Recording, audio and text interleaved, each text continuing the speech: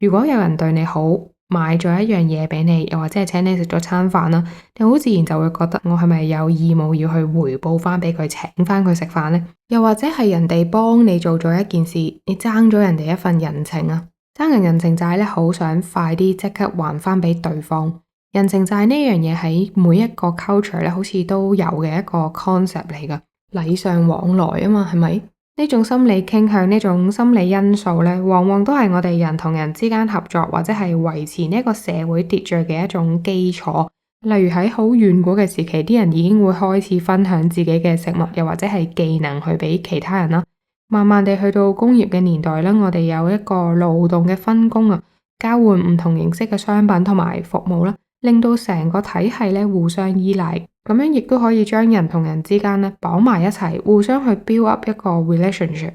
呢個心理學原則叫做互惠原則，互相嘅互，惠康嘅惠。互惠原則就係我哋人同人之間最有 power 同埋最基本嘅一種心理原則。書裏面有個實驗嘅，心理學家 Dennis Regan 佢做咗一個實驗咧，係請咗一班受試者翻嚟要幫啲畫去做評分。其中有一組裏面有一個人係 Dennis 嘅助手阿 Joe 嚟嘅。喺比分嘅過程之中，放 break 嘅時候咧，阿 Joe 出咗去買可樂翻嚟啊。買完可樂翻嚟，佢就將其中一罐可樂俾咗佢嘅 partner。第二次做同樣嘅實驗嘅時候咧，阿 Joe 咧依然都係放 break 出咗去，但係今次咧佢就冇買可樂翻嚟。到咧成個實驗結束咗之後，啲畫都已經俾晒分啦，啲人咧就離開晒嗰間房啦。呢個時候，阿 Joe 就攞咗一沓彩券出嚟啊，就同所有嘅受試者講：我要幫自己架新車去賣一啲彩券啊！如果我賣呢啲彩券賣得越多嘅話，我就有機會可以攞到$50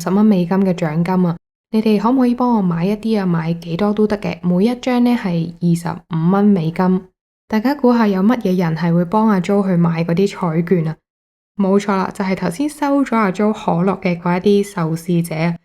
好明顯就係因為佢哋覺得爭咗阿 Joe 嘅人情啊，佢哋收咗阿 Joe 嗰罐可樂，所以佢哋買彩券嘅數量比起冇收到可樂嘅人呢係多咗2倍。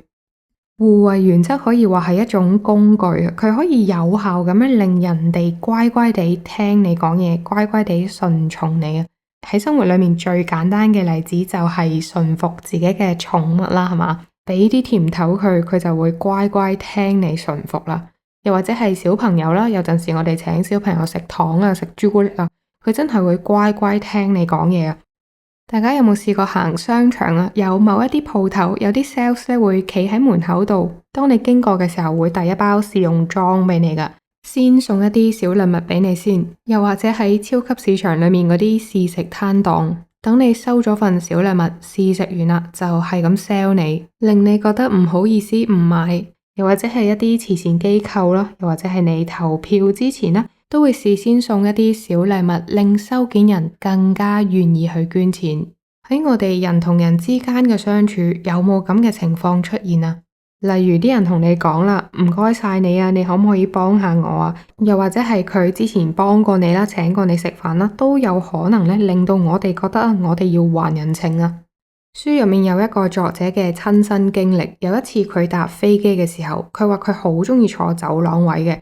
坐最埋邊有一個佢唔識嘅男人同佢講啊，因為我有幽閉恐懼症啊，如果呢一程機要坐5個鐘，5個鐘我都屈喺入邊嘅話，我實在係頂唔順啊，真係搞唔掂啊，你可唔可以同我調位啊？作者喺呢度教咗我哋一個小技巧啊，就係當我哋去幫咗人，俾咗一個人情出去嘅時候，我哋唔好淨係識得講唔緊要啊，唔使擺喺心度噶，舉手之勞啫，唔使客氣啊。我哋可以嘗試咁樣去回應對方啊。我相信俾着係你，你都會為我咁樣做。呢句說話 Agnes 我都覺得不得了。作者就話跟住落嚟嗰5個鐘嘅機程都非常之神奇啊。當嗰啲空中服務員經過問佢哋需唔需要報紙啊，需唔需要嘢食嘅時候呢，坐走廊位嗰個男人，即係作者幫嗰個男人呢，佢就有理冇理，係咪都攞咗啲報紙啊、嘢食，全部都塞晒俾作者。好明顯就係佢受咗人哋嘅恩惠，想還翻個人情俾佢啦。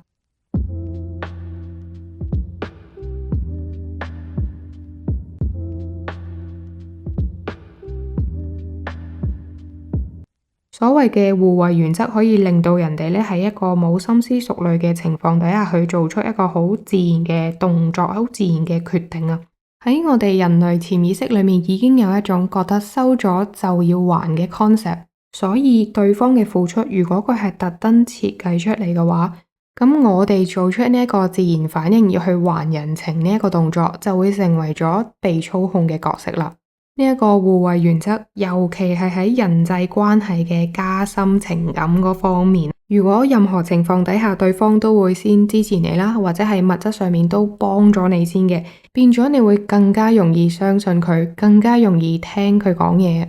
當然啦，大家聽完之後唔好覺得話好驚啊，或者係好 confused 啊，唔係每一個人都係咁樣噶嘛，係咪？只係呢一個互惠原則裏面嗰個心理因素，就係話我哋人如果覺得自己唔回報翻俾人哋嘅話，就好似硬係 break 咗個 rules 咁樣，唔做禮尚往來呢個動作嘅話，就好似硬係破壞咗個人際關係咁。Cialdini 即係作者嘅觀點咧，就覺得我哋都要保持翻清醒嘅頭腦啊。有時對方對我哋好啦，或者係送禮物俾我哋，對我哋做出一啲互惠嘅行為嘅時候，有時我哋會 sense 到對方點解會咁樣做噶。所以啦，當我哋要去做禮尚往來呢一個動作嘅時候，我哋要有意識咁樣去選擇，唔好盲中中咁樣去做。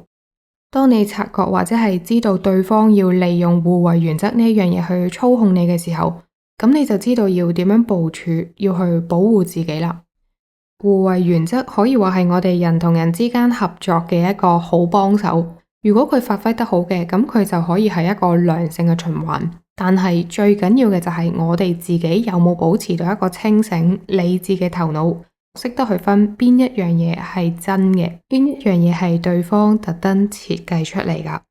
希望大家鍾意今集嘅分享，我係 Agnes，下一集再見大家，拜拜。